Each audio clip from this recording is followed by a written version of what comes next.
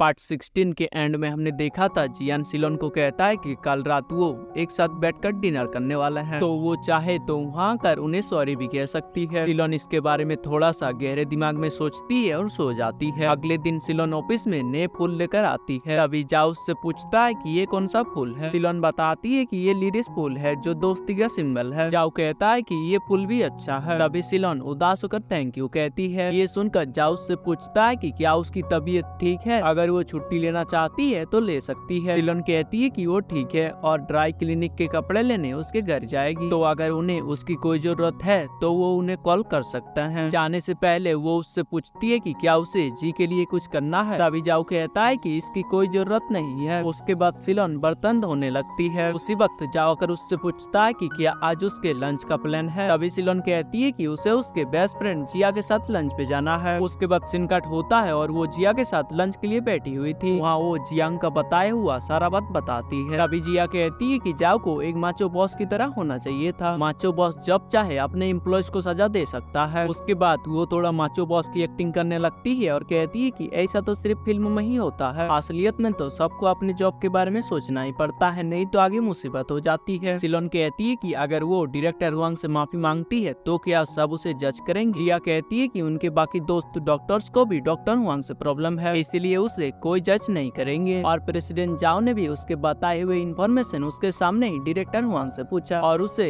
इसका अफसोस भी है। अगर वो प्रेसिडेंट होकर वो कर सकता है जो उसे पसंद नहीं, तो वो लोग तो आम लोग हैं। इधर सारे डॉक्टर्स डायरेक्टर हुआंग के साथ डिनर कर रहे थे। तभी हुआंग सबको कहता है कि आज उसने अपने नए बुक के बारे में मैसेज ड्रॉप किया था, क्या उसे किसी ने पढ़ा। तभी कोई कुछ भी जवाब नहीं देता है। ये देखकर हुआंग को पता चलता है कि उसका मैसेज किसी ने नहीं पढ़ा है। हुआंग कहता है कि जियांग को छोड़कर किसी ने भी उसके मैसेज को रिस्पेक्ट नहीं किया। उसके बाद सबको धमकाते हैं और कहते हैं कि सब इस पर ध्यान क्यों नहीं दे रहे हैं, क्या उन्हें पता नहीं कि ये कितना इम्पोर्टेंट है। तभी सब अपना अपना फोन निकाल कर चेक करने लगता है, लेकिन फिर भी डायरेक्टर हुआंग उन पर चिल्लाते हैं और प्रेसिडेंट ने उनके साथ जो किया उसके लिए आवाज उठाने को कहते हैं। तभी एक डॉक्टर ली को डॉक्टर हुआंग के मजाक उड़ाने का मैसेज करता है। मैसेज देखकर डॉक्टर ली हंसने लगता है। उसे हंसते देख डायरेक्टर उसे धमकाते हैं और कहते हैं कि ये सब क्या है, वो इतनी सीरियस बात कर रहा है और वो मस्ती कर रहा है। वो उन्हें डांट ही रहे थे और इधर जाओ एक हिडन कैमरा और माइक लगाकर उनकी सारी बातें सुन रहा था। जाओलिन को कहता है कि उसने डायरेक्टर हुआंग को जितना बुरा सोचा था वो तो उससे भी ज्यादा घटिया है। इतने में ही सिलोन डायरेक्टर हुआंग के डिनर पर उनसे माफी मांगने के लिए आती है। तभी उसे वहाँ देखकर जाओ चौंक जाता है और भागते भागते उसकी मदद करने के लिए आता है, क्योंकि उसे पता था कि डायरेक्टर हुआंग अभी नशे में है और वो उसकी इंसल्ट करने वाला है। यहाँ हियांग सिलोन को देखकर उसे अपनी डिनर में ज्वाइन करने के लिए कहते हैं और उसकी काफी इंसल्ट करने लगता है। सिलोन उन्हें धोखा देने के लिए उनसे माफी मांगती है और शर्मिंदा होकर उनके साथ ड्रिंक करने लगती है। इतने में ही जाओ वहाँ पर आता है और सिलोन के हाथ से ड्रिंक को छीन कर फेंक देता है। उसके बाद वो डायरेक्टर हुआंग को धमकाने लगता है कि वो अपनी जूनियर्स के साथ ऐसा कैसे कर सकता है। एक तो उन्होंने उन सब डॉक्टर्स का टाइम बर्बाद किया और उन्हें डिनर के बहाने रोक रखा है। हुआंग जाओ की बातों से सिलोन पर काफी गुस्सा होते हैं और कहते हैं कि ये सब उन्हीं की मिली भगत है। प्रेसिडेंट जाओ ने ही उसे यहाँ भेजा ताकि वो उनके बातों का पता लगा सके। तभी सिलोन कहती है कि ऐसा नहीं है, वो उनसे माफी मांगने के लिए ही आई थी।